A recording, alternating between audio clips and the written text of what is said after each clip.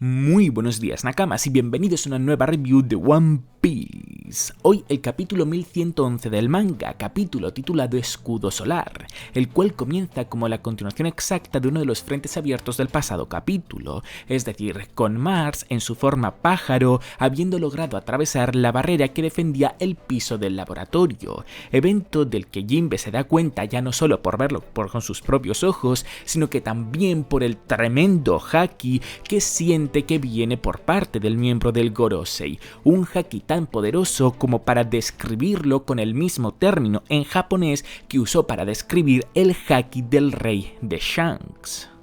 Pasando a poner su foco en huir de ahí, Jinbe pasa a preguntarle a Zoro si ya ha acabado con Lucci, si le ha derrotado, a lo que Zoro le responde con un no, que sigue en pie, momento en el que Oda nos muestra a un Lucci muy herido, pero sí que es cierto que consciente, lo que lleva a que Lucci suelte una especie de grito de guerra que da a entender que desea seguir peleando, pero Jinbe, para evitar que se alargue más la situación, agarra a Zoro del cuello y se lo comienza a llevar diciéndole que ya ha ganado la batalla, terminando este pequeño frente abierto con Jinbe usando una técnica del karate Yojin para evitar que Lucci no les persiga, ganando así el tiempo suficiente para efectivamente alejarse de él.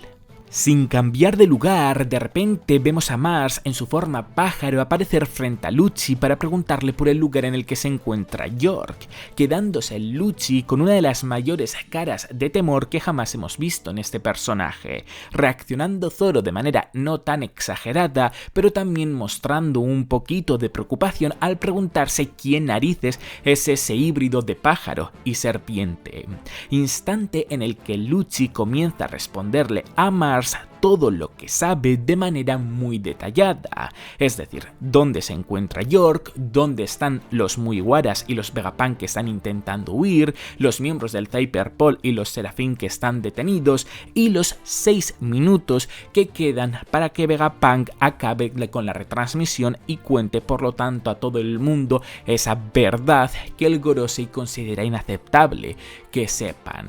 lo que lleva a que Mars, con toda la info en sus manos, despegue para dirigirse hacia el laboratorio, pero antes de alejarse demasiado, Lucci le informa de la situación grave de Kaku y le pide por favor que le salve, respondiéndole Mars con que no se lo asegura y llamándosele insecto tanto a él como a Kaku, pero dentro de cómo lo dice, al menos no están de malas, como lo han llegado a mencionar otros miembros del Gorosei como Saturn, por ejemplo. Ahora sí, dejando a un lado el piso del laboratorio, nos movemos con el frente abierto que finalizó el pasado capítulo, es decir, el reencuentro entre Luffy y Dory y Brogy, mostrando ambas partes una alegría enorme por volver a verse después de 2 años, pasando a comentarle Dory y Brogy a Luffy que les ha costado reconocerle, pasando a preguntarle también de qué conoce al dios del que se habla en el BAF, y es que va vestido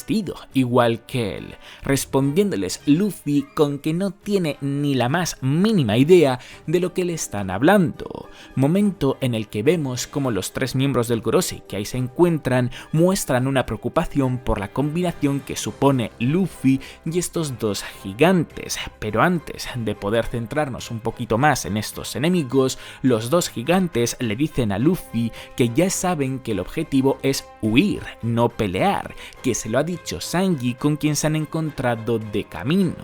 momento en el que Dory hace sonar un cuerno como señal para el resto de los gigantes de que han encontrado a Luffy, pasando a ver al resto de los gigantes escuchar el sonido del cuerno y por lo tanto comenzar a volver a sus barcos para terminar de preparar la huida. Como contestación a la señal de escape, Warkuri en su forma jabalí suelta un grito con intenciones de que no escapen, grito imbuido en un poderosísimo haki del rey, tanto como para que la isla entera no pare de moverse, Dory y Brogy se tengan que defender con sus escudos y aún así retrocedan, por supuesto varios marines se desmayen y lo más gracioso de todo, Luffy, como si fuese Mr. Potato comience a perder partes de su cuerpo al estas desprenderse de él, es decir, por un lado le salen las cicatrices, por el otro los ojos, por otro la ropa, etc. Dándole el tiempo justo a Luffy para juntar las partes de su cuerpo y ponerlas en su lugar, Warcuri gira sobre sí mismo en el aire y pasa a cargar sobre Luffy y los gigantes, lo que lleva a que los gigantes se defiendan con una técnica llamada escudo solar, en la que básicamente usan los escudos para detener las cuchillas que ha sacado de su boca Warcuri. Mientras detienen la carga, Warcuri les pregunta si acaso saben quién es Luffy, a lo que Dory y Brogy responden con que es su amigo, mientras devuelven la carga con sus propios escudos, consiguiendo así que el jabalí salga volando hasta chocarse contra el suelo. Sin darles tiempo a respirar, ahora es Saturn quien les dispara con su boca unos pequeños proyectiles mientras dice que deben de erradicar a Luffy de la historia antes de que pasen a llamarle algo más que amigo, siendo quien pasa a contraatacar en esta ocasión el propio Luffy, creyendo que esos proyectiles son venenosos, así que con la intención de no tocarlos, arranca un árbol, corta la madera con sus dientes y crea un bate de béisbol con el que acaba devolviendo los proyectiles, causando así una enorme explosión en donde los del Gorosei se encuentran. Explosión que pilla completamente por sorpresa a Luffy al todo el rato haber creído que los proyectiles eran venenosos, no explosivos, lo que causa mucha gracia tanto en Dory como en Brogy. Aprovechando el caos, los tres se ponen de acuerdo en abandonar el centro de la isla para dirigirse hacia donde los barcos se encuentran, contándoles por el camino Luffy que deben de darse prisa puesto que sus enemigos parecen inmortales, que da igual lo que haga que siempre acaban volviendo. Respondiéndole tanto Dory como Brogy, todavía entre risas mientras huyen, que nunca antes habían escuchado de un poder o una raza capaz de ello. Llegando a la recta final del capítulo, Oda pasa a mostrarnos diferentes frentes abiertos muy por encima para ver cómo se están desarrollando cada uno de ellos, comenzando con Nami en el piso del laboratorio metiéndoles prisa a Jinbe y a Zoro para que lleguen al Thousand Sunny lo antes posible y así puedan partir, siguiendo con varios vicealmirantes apareciendo frente a los barcos de los gigantes para evitar que Bonney huya. Continuando con Sanji corriendo con el cadáver de Vegapunk hacia los barcos de los gigantes, pasando con Mars en forma pájaro a aparecer frente a York preguntándole dónde se encuentra la sala de monitores, causando que York se cague encima al no saber quién es este miembro del Gorosei, casi terminando con los marines que se encuentran junto a Kizaru preocupándose por su estado, diciendo el almirante que está profundamente herido, pero que solo necesita que le dejen descansar. Y con la aparición del robot gigante ancestral en la costa noroeste de Heath y diciendo "Lo siento, Joy Boy", es como acaba este capítulo. Capítulo que da inicio a las 3 semanas sin manga de One Piece que vamos a tener por descanso voluntario que ha decidido tomarse Oda. Por lo tanto, hasta el 21 de abril de manera oficial, unos pocos días antes filtrado, es que no podremos leer el capítulo 1112. Pero bueno, al menos se ha marchado a este descanso con un capítulo bastante top. A mí el cliffhanger no me parece para tanto porque creo que todo el mundo estábamos esperando que llegase este momento, así que no tiene el componente de sorpresa, pero sí que tiene el componente de joder, ahora aparece y cuando más quiero ver qué va a pasar en relación a este misterioso elemento es cuando nos quedamos sin One Piece durante unas semanas. Pero bueno, es lo que hay, siempre y cuando sea por el bien de Oda, a mí no me importa en lo absoluto que se tome este tipo de descansos.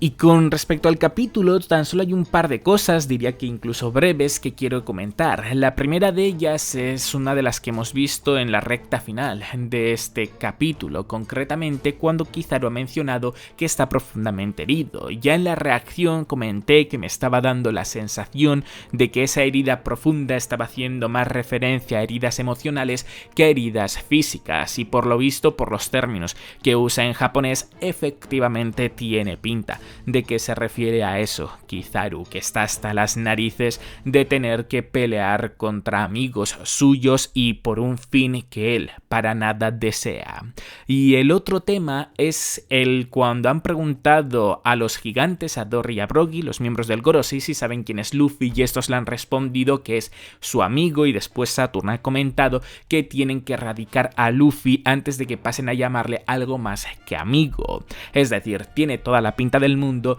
de que efectivamente a Luffy también le van a llamar o Dios del Sol o Guerrero de la Liberación, pero esto lo que hace que más me llame la atención es que tiene pinta de que estos títulos, incluso el de Dios y el de Guerrero, pues evidentemente tenía pinta de sí ser más, son títulos que se ponen a la gente, es decir, que no son dioses de nacimiento por X razón mística, sino que se les pasa a considerar de esa manera por los eventos que han llevado a cabo en sus vidas. Pero bueno, esto tampoco creo que sea suficiente prueba como para dejarlo como una confirmación, pero sí que diría que tiene mucha pinta de ser así. Y bueno, por último sí que voy a comentar un poquito en relación al robot gigante ancestral, que lo que más me ha llamado la atención es que parece que en el siglo vacío o todo el mundo le debe unas disculpas a alguien o todo el mundo hizo algo mal, porque Joy Boy le debe unas disculpas o le debía unas disculpas a la princesa Sirena, Zunesha está castigado desde el siglo vacío, ahora este robot gigante ancestral le debe unas disculpas a Joy Boy. Es como que o durante el siglo vacío todo el mundo hacía las cosas muy mal, o eran personas, seres, cosas muy consideradas el uno con el otro. Pero bueno, dejando a lado un poco esta tontería, tengo muchas ganas de poder saber más acerca de él, así que al igual que la mayoría de vosotros, estoy cruzando los dedos para que por favor no pase un caso Zunesha y sí que tengamos algo un poquito más interesante que lleve a revelársenos algo más. Teniendo unos cuernos y unos cascos como el de los gigantes, no me extrañaría que incluso este robot gigante ancestral acompañe al Buff y sea ahí cuando se nos comiencen a revelar muchísimas cosas, porque cada vez más cosas indican que eso es lo que va a ocurrir. Pero bueno, veremos qué desenlace acaba dándole Oda a este arco. Pues hasta aquí ha quedado el vídeo, Nakamas. Como siempre, agradecer muchísimo que le deis un buen me gusta, que apoyéis a tope el vídeo si os ha gustado. Recordad que en la descripción tenéis tanto mi Twitter en el que os informo al instante cuando salen los capítulos del manga en español y en inglés de manera oficial, como los twitters y los debianas de quienes colorean las imágenes del manga para que vosotros también podáis tenerlas. Y ya por último, agradecer muchísimo que os suscribáis para muchos más vídeos de One Piece. ¡Hasta la próxima!